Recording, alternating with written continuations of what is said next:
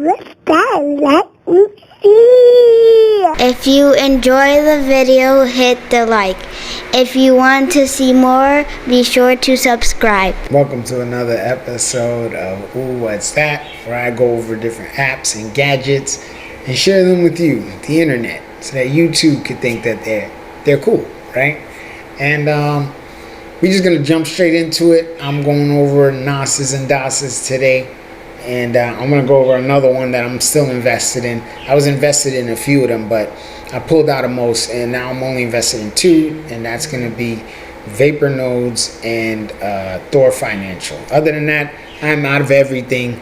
I am just buying mainly Bitcoin and some Ethereum, and that's about it. And then I'm waiting on Voyager to give me back my crypto, my huge crypto holding that I have there. But we'll see how that works out, right? Because Voyager's gone bankrupt. With that being said, VaporFi is still alive, still doing their thing. VaporFi was one of those that at first I was a little skeptical, but I got into it, and then they started doing things. Like, they're actually trying to do stuff, right? They're building their own blockchain, and that's really cool. That's amazing. I like that. I think that's really dope. That's the way that crypto will, be progressive and make money and do things. Because once VaporFi, gets their own blockchain and gets that pumping, what they gotta do is all the apps that they build on the blockchain should cost VaporFi tokens to use those things. So to pay the fees, whatever, it doesn't make a difference who builds on their blockchain. They should make it a requirement that the fees for the transactions on whatever apps are built have to use their token, their coin. That way the value of the coin goes up, because you need the coin in order to use the apps. You know what I mean? Like the Google store. Imagine if every time you bought an app on the Google store, or you downloaded an app on the Google store, you had to pay with Google coins, right? But let's say when you signed up, you automatically were given, 100 Google coins. And the fees are so small that you technically would never have to get more Google coins in order to maintain using the app. But the point I'm making is the value of the Google coin would shoot up, because you would need it in order to use the stuff. And that's where a lot of, at least in my mind, a lot of these cryptos are dropping the ball, right? So a lot of cryptos were built on the Atom platform. A lot of them were built on the Ethereum platform, right? And so the fees go up, the fees shoot up, true, but I guess that's where the scaling and the triangle come in. It's a complicated thing, but nonetheless, what I'm saying is, if they could solve that one issue where making the people use the coins in order to use the apps, that would increase the value of the coins, and so everybody would win. At least the investors would win. And essentially, I'm an investor, so that's really what I'm thinking about, right? But let's get into VaporFi, because again, I like VaporFi, and I think that these guys are holding it down. These guys may be around for a long time. You know what I mean? That's why I dwindled it down. I got out of a lot. Time Wonderland is still functioning right now, and I guess I could have stayed in that too, because who knows? They might actually be the winners. But I pulled out of that. I got out of there. I probably should have stayed in. I might jump back in. I don't know. I'm coming up on a time when I can spare to lose a couple bucks. VaporFi, right? Though. So 3 hours ago they did the thing. This is so cool. Metaverse was so right. Because Snoop Dogg and Eminem, they was in the metaverse. They had a concert. They're not the first ones to do this. I think like Travis Scott was the first one. Then Lil Nas X did it next, and then now it's these guys. But and then Ariana Grande had a Fortnite concert too. But I think they're only talking about rappers. So yeah, it's pretty cool. But VaporFi is working on their stuff. They're doing their thing. I like VaporFi. The Twitter is wonderful. They be tweeting back too. They be saying stuff. They be talking, yo. They be talking, yo. Sometimes you gotta wonder, who's in charge of their Twitter account, because they get a little spicy, man. They can get a little spicy. But yeah, I like VaporFi. Like I said, I'm invested. I'm into it. I'm not following the DEX and the chain. I'm following mainly VaporFi because that's really what I'm into. But like I said, they be tweeting, they be talking. They got the merchandise. You can get some merchandise and whatnot. That's pretty dope. That's pretty cool. The medium, right? And they do the weekly updates where they share and they talk about different things. This is the latest one.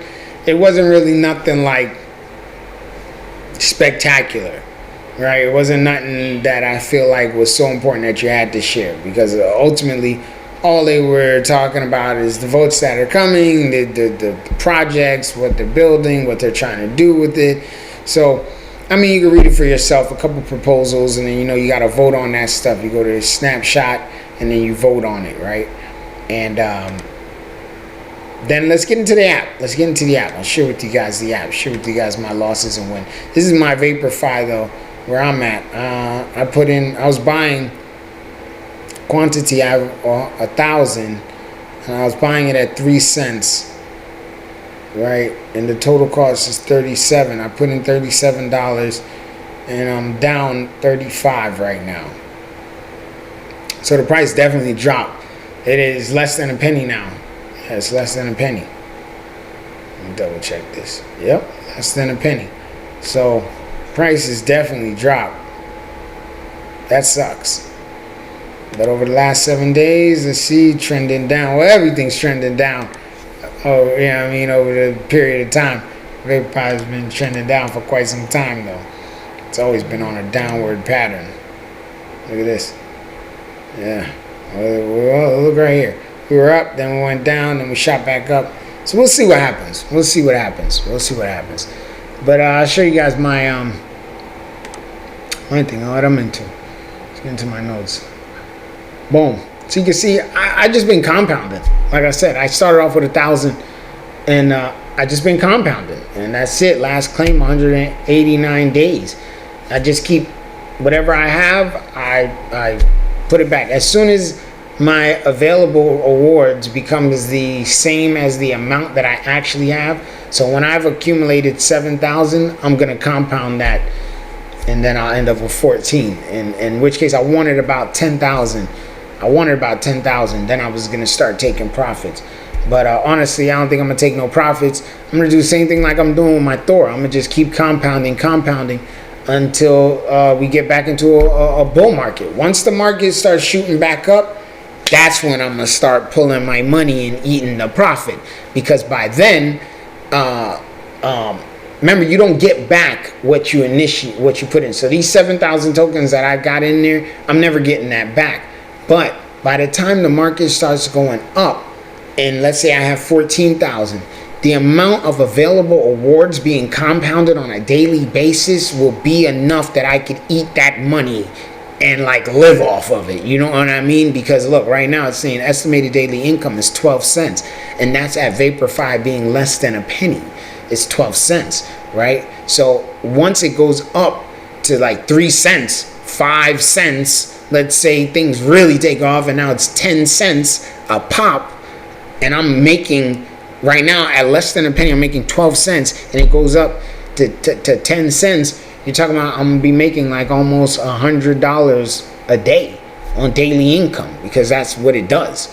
And so yeah, these things are just waiting games. You gotta be ready to lose the money. And it's $37 I invested.